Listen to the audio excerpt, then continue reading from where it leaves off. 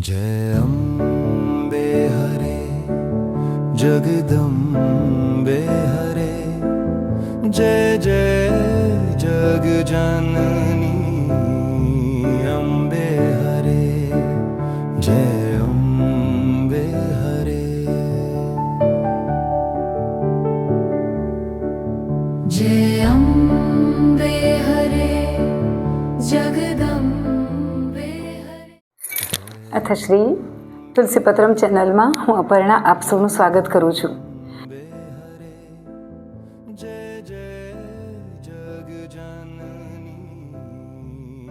અષાઢી નવરાત્રિ ચાલી રહ્યા છે ત્યારે એનું એક નામ ગુપ્ત નવરાત્રિ પણ છે, કારણ કે આ દિવસો દરમિયાન સાધકો પોતાની મંત્ર સાધના કે પોતાની ભક્તિની સાધના કરતા હોય છે, અને આ સાધના કોઈ પણ સાધના ગુપ્ત રીતે જ કરવાની હોય છે, જેનો બહાર પ્રચાર પ્રસાર હોતો નથી.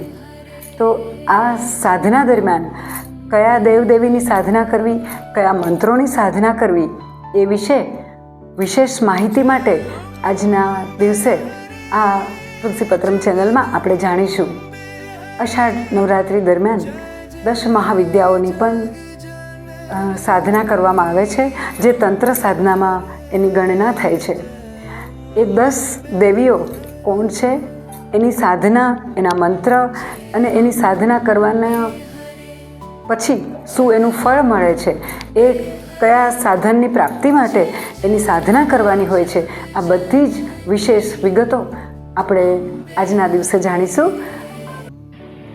અષાઢી ગુપ્ત નવરાત્રિ દરમિયાન આપણે 10 મહાવિદ્યા, જેમાં પરાંબા ભગવતી પાર્વતીના જ સ્વરૂપો છે, જે અલગ અલગ સ્વરૂપોમાં વહેંચાયેલા છે. એ ઉપરાંત અષાઢ ગુપ્ત નવરાત્રિ દરમિયાન દેવી વારાહીની પૂજાનું પણ અતિ મહત્ત્વ ગણાવવામાં આવ્યું છે. દેવી વારાહી સપ્ત માતૃકાઓમાંના એક એવા દેવી વારાહી છે, જે ભગવાન વિષ્ણુના વરાહ અવતારના દરમિયાન એમના પત્ની કહેવાય છે.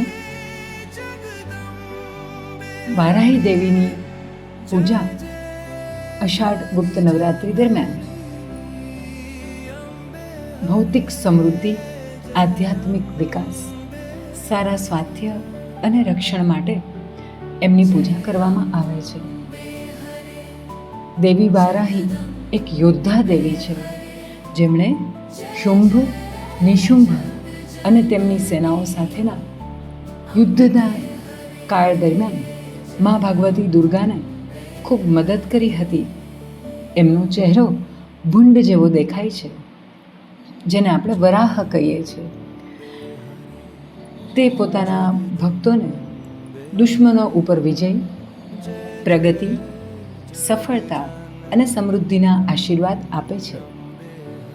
દેવી વારાહીની પૂજા હિંમત, નિર્ભયતા અને બધા જ પ્રકારના નકારાત્મક દુર્ગુણો ઉપર નિયંત્રણ કરવા માટે મા ભગવતી દેવી વારાહીની પૂજા કરવામાં આવે છે.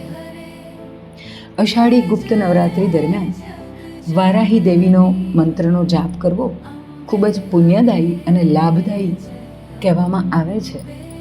આવો વારાહી દેવીનો મંત્ર વિશે જાણીએ. એ મંત્ર છે ઓમ વારાહી સર્વતો મમ રક્ષા રક્ષા દુર્ગે હું ફટ સ્વાહા. અને વારાહી ગાયત્રી પણ છે, જે ઓમ મહિષધ્વજાય વિદ્મહે દંડહસ્તાય ધીમહિ તન્નો વારાહી પ્રચોદયાત. અષાઢ ગુપ્ત નવરાત્રિનો સમયગાળો આ ભાગવતીની કૃપા મેળવવા માટે સૌથી યોગ્ય સમય માનવામાં આવે છે. તો આપણે પણ યથાશક્તિ, યથાભક્તિ, સાનુકૂળતા મુજબ કદાચ આ મંત્રોના જપ પાઠ શક્ય ન બને તો પણ આ નવરાત્રિ દરમિયાન આ 10 મહાવિદ્યાઓ અને મા ભગવતી પરાંબા મા દુર્ગાને દુર્ગા સપ્તશતીના માધ્યમથી કે દેવી ભાગવતના માધ્યમથી જરૂરથી યાદ કરીએ, સંભાળીએ. કારણ કે દુશ્મન અત્યારના સમય પ્રમાણે ક્યાંય બહાર શોધવાના જ નથી, પરંતુ આપણા જ ઇન્દ્રિય અંતઃકરણ જે સૌથી વધુ આપણા આંતરિક દુશ્મન છે. અને એના ઉપર વિજય મેળવવા માટે આપણે આ સાધના કરવી જ રહી. તો આપણા આંતરિક દુશ્મનો ઉપર વિજય મેળવવા માટે મા ભગવતી દુર્ગા 10 મહાવિદ્યાઓ અને વારાહી દેવીનું સ્મરણ અને સાથે સાથે યથાશક્તિ યથાભક્તિ મા ભગવતીને સંભાળીએ, એમને સ્મરણ કરીએ, એમની પૂજા અર્ચના યથાશક્તિ કરીને આ અષાઢી ગુપ્ત નવરાત્રિને આપણું જીવન ધન્ય કરીએ. તો ફરી મળીશું આવા જ નવા વિષય વિડીયો સાથે. અત્યારે રજા આપો. આપણું અને આપણા પરિવારનું જતન કરવાનું ભૂલતા નહીં. મારી ચેનલને લાઈક કરજો, શેર કરજો, સબસ્ક્રાઈબ કરજો. આવજો.